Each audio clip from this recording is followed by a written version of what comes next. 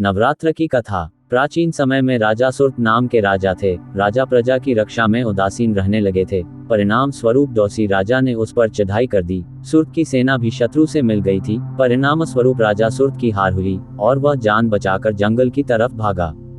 उसी वन में समाधि नाम का एक बनिया अपनी स्त्री एवं संतान के दुर्व्यवहार के कारण निवास करता था। उसी वन में बनिया समाधि और राजा सुर्त की भेंट हुई। दोनों का परस्पर परिचय हुआ। वे दोनों घूमते हुए महर्षि मेघा के आश्रम में पहुंचे। महर्षि मेघा ने उन दोनों के आने का कारण पूछा तो वे दोनों बोले कि हम अपने सगे संबंधियों द्वारा अपमानित एवं तिरस्कृत होने पर भी हमारे हृदय में उनका मोह बना हुआ है। इसका कारण क्या है? महर्षि मेघा ने उन्हें समझाया कि मन शक्ति के अधीन होता है और आदि शक्ति के अविद्या और विद्या दो रूप है। विद्या ज्ञान स्वरूप है और अविद्या अज्ञान स्वरूप। जो व्यक्ति अविद्या अज्ञान के आदिकरण रूप में उपासना करते हैं उन्हें वे विद्या स्वरूपा प्राप्त होकर मोक्ष प्रदान करती हैं। इतना सुन राजा सुर्त ने प्रश्न किया, है महर्षि, देवी कौन है? उसका जन्म कैसे हुआ? महर्षि बोले, आप जिस देवी के विषय में पूछ रहे हैं वह नित्य स्वरूपा और विश्वव्यापिनी है। उसके बारे में ध्यानपूर्वक सुनो। कल्पांत के समय विष्णु भगवान क्षीर सागर में अनंत शैया पर शयन कर रहे थे। तब उनके दोनों कानों से मधु और कैटब नामक दो दैत्य उत्पन्न हुए। वे दोनों विष्णु की नाभि कमल से उत्पन्न ब्रह्माजी को मारने दौड़े। ब्रह्माजी ने उन दोनों राक्षसों को देखकर विष्णु जी की शरण में जाने की सोची, परंतु विष्णु भगवान उस समय सो रहे थे। तब उन्होंने भगवान विष्णु को जगाने हेतु उनके नैनों में निवास करने वाली योग निद्रा की स्तुति की। परिणाम स्वरूप तमोगुण अधिष्ठात्री देवी विष्णु भगवान के नेत्र नासिका मुख तथा हृदय से निकलकर ब्रह्माजी के सामने उपस्थित हो गई। योग निद्रा के निकलते ही विष्णु भगवान उठकर बैठ गए। भगवान विष्णु और उन राक्षसों में 5000 साल तक युद्ध चलता रहा। अंत में मधु और कैटब दोनों राक्षस मारे गए। ऋषि बोले, अब ब्रह्माजी की स्तुति से उत्पन्न महामाया देवी की वीरता तथा प्रभाव का वर्णन करता हूँ, उसे ध्यानपूर्वक सुनो। एक समय देवताओं के स्वामी इंद्र तथा दैत्यों के स्वामी महिषासुर में सैकड़ों वर्षों तक घनघोर संग्राम हुआ। इस युद्ध में देवराज इंद्र की पराजय हुई और महिषासुर इंद्रलोक का स्वामी बन बैठा। अब देवतागण ब्रह्मा के नेतृत्व में भगवान विष्णु और भगवान शंकर की शरण में गए। देवताओं की बातें सुनकर भगवान विष्णु तथा भगवान शंकर क्रोधित हुए। भगवान विष्णु के मुख तथा ब्रह्माजी और शिवजी तथा इंद्र आदि के शरीर से एक तेज पुंज निकला, जिससे समस्त दिशाएं जलने लगी और अंत में यही तेज पुंज एक देवी के रूप में परिवर्तित हो गया। देवी ने सभी देवताओं से आयुध एवं शक्ति प्राप्त करके उच्च स्वर में अट्टहास किया, जिससे तीनों लोकों में हलचल मच गई। महिषासुर अपनी सेना लेकर इस सिंहनाद की ओर दौड़ा। उसने देखा कि देवी के प्रभाव से तीनों लोक आलोकित हो रहे हैं।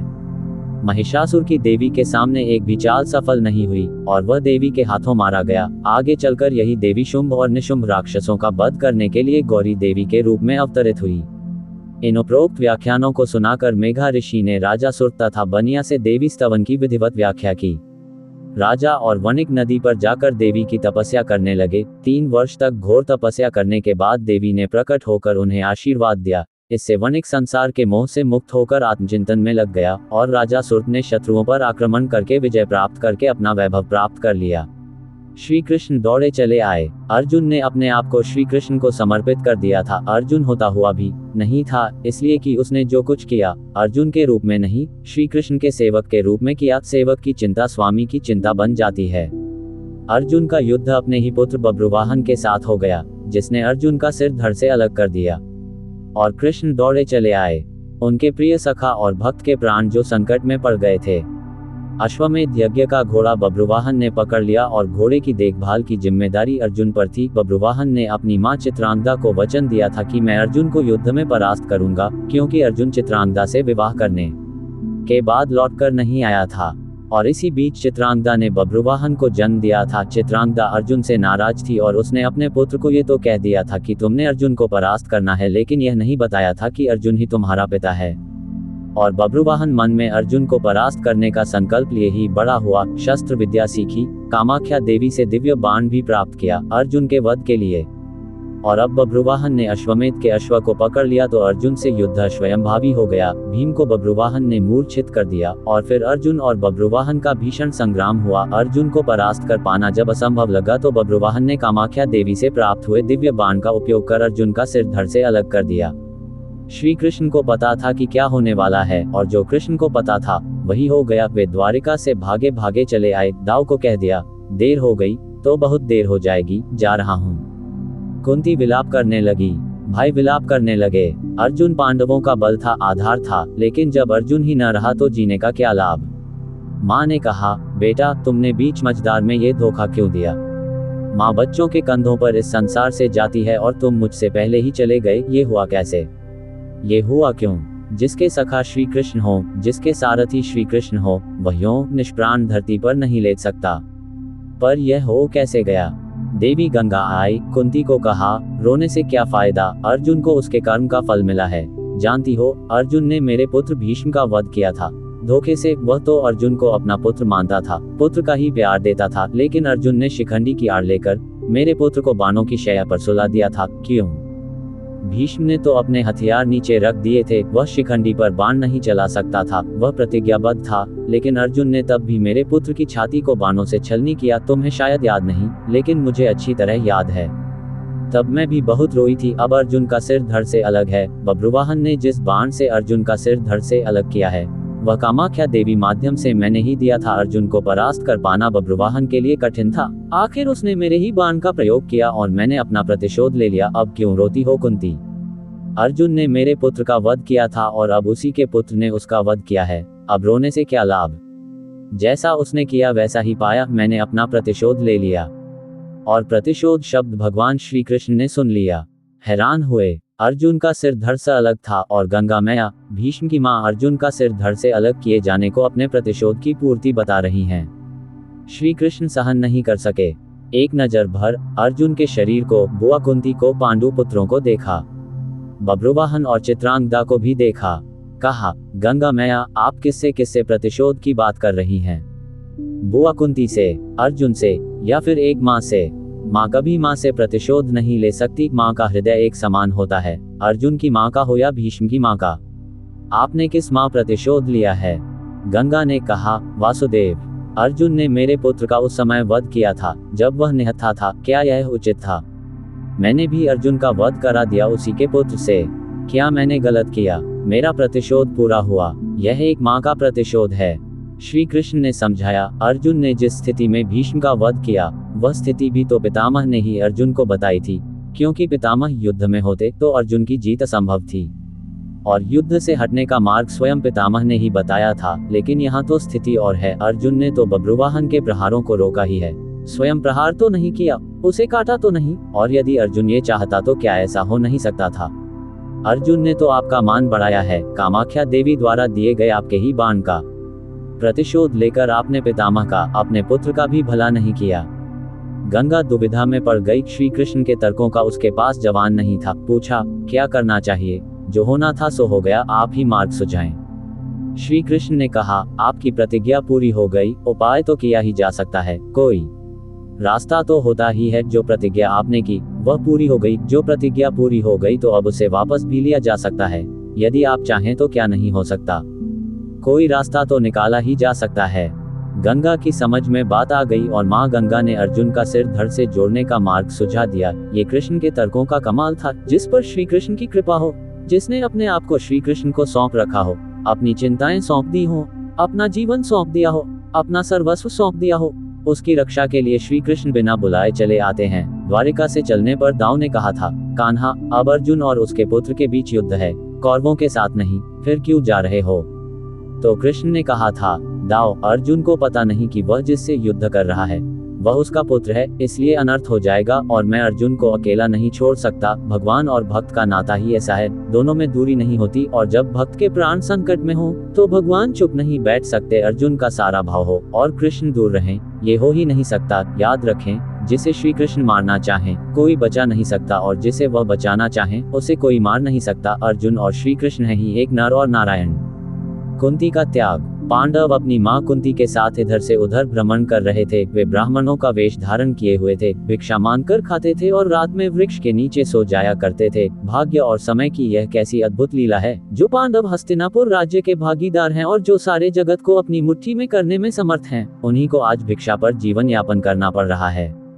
दोपहर के बाद का समय था। पांडव अपनी मां कुंती के साथ वन के मार्ग से आगे बढ़ते जा रहे थे। सहसा उन्हें वेदव्यास जी दिखाई पड़े। कुंती दौड़कर वेदव्यास जी के चरणों में गिर पड़ी, उनके चरणों को पकड़कर बिलख बिलख कर रोने लगी। उसने अपने आंसुओं से उनके चरणों को धोते हुए उन्हें अपनी पूरी कहानी सुना दी। वेदव्यास जी ने कुंती को धैर्य बंधाते हुए कहा, आंसू बहाने से कुछ नहीं होगा, जो ऊपर पड़ा है उसे धैर्य से सहन करो, जब अच्छे दिन आएंगे फिर सब कुछ ठीक हो जाएगा। चलो मेरे साथ चलो, मैं तुम्हें एक स्थान बताए दे रहा हूँ, कुछ दिनों तक वहीं रहकर समय काटो। वेदव्यास जी पांडवों को एक नगर में ले गए। उस नगर का नाम एक चिकरा था। आज के बिहार राज्य में शाहाबाद जिले में आरा नामक एक बड़ा नगर है। महाभारत काल में आरा को ही एक चिकरा के नाम से पुकारा जाता था। उन दिनों एक चिकरा में केवल ब्राह्मण ही निवास करते थे। वेदव्यास जी पांडवों को एक चिकरा में पहुंचाकर चले गए। पांडव एक ब्राह्मण के घर में निवास करने लगे। पांचों भाई प्रतिदिन भिक्षा मांगने के लिए जाया करते थे। भिक्षा में जो अन्न मिलता था उसी से अपने जीवन का निर्वाह करते थे। उन दिनों एक चिकरा में एक राक्षस के द्वारा बड़े जोरों का आतंक फैला हुआ था। उस राक्षस का नाम बक था। वह दिन में वन में छिपा रहता था, रात में बाहर निकलता था और एक चिकरा में घुस जाता था। जिसे भी पाता था मार डालता था। खाता तो एक ही दो आदमी को था, पर 15-20 आदमियों के प्राण रोज जाते थे। आखिर एक चिकरा के निवासियों ने बक से एक समझौता किया। प्रतिदिन नगर का एक आदमी अपने आप ही बक के पास पहुंच जाया करेगा और बक उसे मारकर खा लिया करेगा। एक ही आदमी की जान जाएगी, व्यर्थ में मारे जाने वाले लोग बच जाया करेंगे। बक ने भी इस समझौते को स्वीकार कर लिया। उसे जब बैठे बिठाए ही भोजन मिल जाता था तो वह समझौते को स्वीकार न करता तो क्या करता। उसने समझौते को स्वीकार करते हुए चेतावनी दे रखी थी कि अगर समझौते का उल्लंघन किया गया तो वह एक चिकरा को उजाड़कर मिट्टी में मिला देगा। बस उसी दिन से क्रम से एक घर का एक आदमी बक के पास जाने लगा। बक उसे खाकर अपनी क्षुधाग्नि को शांत करने लगा। संयोग की बात, एक दिन उस ब्राह्मण के घर की बारी आ गई जिसके घर में पांडव अपनी मां के साथ निवास करते थे। दोपहर के पूर्व का समय था। कुंती अपने कमरे में बैठी हुई थी। उस दिन भीम किसी कारणवश भिक्षा मांगने नहीं गया था। वह भी कमरे के भीतर कुंती के पास ही मौजूद था। सहसा कुंती के कानों में किसी के रोने की आवाज आई। रोने और विलाप करने का वह स्वर उस ब्राह्मण के कमरे से आ रहा था जिसके घर में वह ठहरी हुई थी। जब कुंती से विलाप का ये सकरुण स्वर सुना नहीं गया तो वह ब्राह्मण के कमरे में जा पहुंची। उसने वहां जो कुछ देखा उससे वह सन्नाटे में आ गई। ब्राह्मण के कुटुंब में कुल 3 ही प्राणी थे, ब्राह्मण, ब्राह्मणी और उसका एक युवा पुत्र। तीनों बिलख बिलख कर रो रहे थे। हाय हाय, अब क्या होगा, अब तो सब कुछ मिट्टी में मिलकर रहेगा। कुंती ने तीनों को रोता हुआ देखकर ब्राह्मण से पूछा, विप्रवर, आप तीनों इस प्रकार क्यों रो रहे हैं? क्या मैं जान सकती हूँ कि किस दारुण कष्ट ने आप तीनों को अत्यंत दुखी बना रखा है? ब्राह्मण ने आंखों से आंसुओं की बूंदें गिराते हुए उत्तर दिया, बहन, तुम सुनकर क्या करोगी? हमारा कष्ट एक ऐसा कष्ट है जिसे कोई दूर नहीं कर सकता। कुंती ने सहानुभूति भरे स्वर में कहा, हम तो गरीब ब्राह्मण हैं, सच है, हम आपके कष्ट को दूर नहीं कर सकते, किंतु फिर भी सुनने में हर्ज ही क्या है। हो सकता है हम आपके कुछ काम आ जाएं। जब कुंती ने बहुत आग्रह किया तो ब्राह्मण ने बक राक्षस की पूरी कहानी उसे सुना दी। कहानी सुनाकर उसने सिसकते हुए कहा, बहन, हम कुल 3 ही प्राणी हैं। यदि कोई एक राक्षस के पास जाता है तो वह उसे मारकर खा जाएगा, हमारा घर बर्बाद हो जाएगा। इसलिए हम सोचते हैं कि हम तीनों ही राक्षस के पास चले जाएंगे। हम इसलिए रो रहे हैं, आज हम तीनों के जीवन का अंत हो जाएगा। ब्राह्मण की करुण कथा सुनकर कुंती बड़ी दुखी हुई। वह मन ही मन कुछ क्षणों तक सोचती रही, फिर बोली, विप्रवर, मैं एक बात कहती हूँ, उसे ध्यान से सुनिए। मेरे 5 पुत्र हैं। आज मैं अपने एक पुत्र को आपके कुटुंब की ओर से राक्षस के पास भेज दूंगी। यदि राक्षस मेरे पुत्र को खा जाएगा तो भी मेरे 4 पुत्र शेष रहेंगे। कुंती की बात सुनकर ब्राह्मण स्तब्ध रह गया। उसने परोपकार में धन देने वालों की कहानियां तो बहुत सुनी थी, पर पुत्र देने वाली बात आज उसने पहली बार सुनी। वह कुंती की ओर देखता हुआ बोला, बहन, तुम तो कोई स्वर्ग की देवी ज्ञात हो रही हो। मुझे इस बात पर गर्व है कि तुम्हारी जैसी देवी मेरे घर में अतिथि के रूप में है। तुम मेरे लिए पूजनीय हो। मैं अपने अतिथि से प्रतिदान लूं, यह धर्म मुझसे नहीं हो सकेगा। मैं मिट जाऊंगा, पर मैं अतिथि को कष्ट में नहीं पड़ने दूंगा। ब्राह्मण की बात सुनकर कुंती बोली, आपने हमें आश्रय देकर हम पर बड़ा उपकार किया है। आप हमारे उपकारी हैं। हमारा धर्म है कि आपको कष्ट में न पड़ने दें। आप अपने धर्म का पालन तो करना चाहते हैं, पर हमें अपने धर्म पालन से क्यों रोक रहे हैं? कुंती ने जब बहुत आग्रह किया तो ब्राह्मण ने उसकी बात मान ली। उसने दबे स्वर में कहा, अच्छी बात है बहन, ईश्वर तुम्हारा भला करे। कुंती ब्राह्मण के पास से उठकर भीम के पास गई। उसने पूरी कहानी भीम को सुनाकर उससे कहा, बेटा, परोपकार से बढ़कर दूसरा कोई धर्म नहीं होता। तुम ब्राह्मण कुटुंब की ओर से बक के पास जाओ। यदि बक तुम्हें मारकर खा जाएगा तो मुझे प्रसन्नता होगी कि मेरा बेटा परोपकार की वेदी पर बलिदान हो गया। भीम ने बड़े हर्ष के साथ अपनी माँ की आज्ञा को स्वीकार कर लिया। उसने कहा, माँ, तुम्हारी आज्ञा शिरोधार्य है। बक मुझे क्या मारकर खाएगा? तुम्हारे आशीर्वाद से मैं उसे मिट्टी में मिला दूंगा। संध्या का समय था। भीम एक गाड़ी के ऊपर खाने पीने का सामान लादकर उसे खींचता हुआ बक के निवास स्थान की ओर चल पड़ा। वह बक के निवास पर पहुंचकर गाड़ी पर लदे हुए खाने के सामान को स्वयं खाने लगा। बक कुपित हो उठा। वो गरजता हुआ बोला, एक तो तुम देर से आए हो और ऊपर से मेरा भोजन खा रहे हो। इतना कहकर वह भीम पर टूट पड़ा। भीम तो पहले ही तैयार था। दोनों में मल्लयुद्ध होने लगा। दोनों की गर्जना और ताल ठोंकने के शब्दों से वायुमंडल गूंज उठा। बक ने बड़ा प्रयत्न किया कि वह भीम को मल्लयुद्ध में पछाड़ दे, पर वह सफल नहीं हुआ। वह स्वयं भीम की पकड़ में आ गया। भीम ने उसे धरती पर गिराकर उसके गले को इतने जोरों से दबाया कि उसकी जीभ बाहर निकल आई। वह प्राणशून्य हो गया। भीम ने उसे उठाकर नगर के फाटक के पास फेंक दिया। उधर संध्या समय चारों भाई भिक्षाटन से लौटे तो कुंती से सब कुछ सुनकर वे बड़े दुखी हुए। उन्होंने अपनी माँ से कहा, तुमने भीम को अकेले भेजकर अच्छा नहीं किया। हम भाइयों में वही एक ऐसा है जो संकट के समय काम आता है। कुंती ने अपने पुत्रों को समझाते हुए कहा, तुम चिंता क्यों करते हो? तुम देखोगे कि मेरा भीम बक को मिट्टी में मिलाकर आएगा। फिर चारों भाई भीम का पता लगाने के लिए चल पड़े। वे अभी कुछ ही दूर गए थे कि भीम अपनी मस्ती में झूमता हुआ आता दिखाई पड़ा। चारों भाई दौड़कर भीम से लिपट गए। भीम ने उन्हें बताया कि उसने किस तरह अत्याचारी बक को नरक में पहुंचा दिया है। भीम ने घर पहुंचकर अपनी मां के चरण स्पर्श किए। उसने कहा, मां, तुम्हारे आशीर्वाद से मैंने बक का संहार कर दिया। अब एक चिक्रा के निवासी सदा सदा के लिए भयमुक्त हो गए। कुंती ने भीम का मुख चूमते हुए कहा, बेटा भीम, मुझे तुमसे यही आशा थी। मैंने इसीलिए तो तुम्हें बक के पास भेजा था। प्रभात होने पर एक चक्रा निवासियों ने नगर के फाटक पर बक को मृत अवस्था में पड़ा हुआ देखा। उन्हें जहां प्रसन्नता हुई वहां आश्चर्य भी हुआ। बक का वध किसने किया?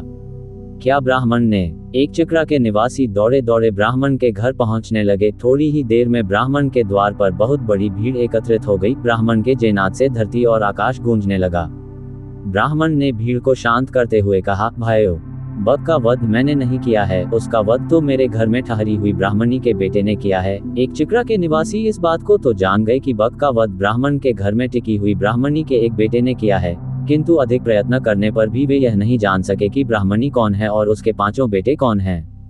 किंतु जानने पर भी ये तो हुआ ही कि एक चक्रा निवासी ब्राह्मणी और उसके पुत्रों का बड़ा आदर करने लगे। स्वयं ब्राह्मण भी गर्व का अनुभव करने लगा कि जिस ब्राह्मणी के पुत्र के एक चक्रा के निवासियों को सदा सदा के लिए संकट मुक्त करा दिया है, वह उसके घर में अतिथि के रूप में टिकी हुई है।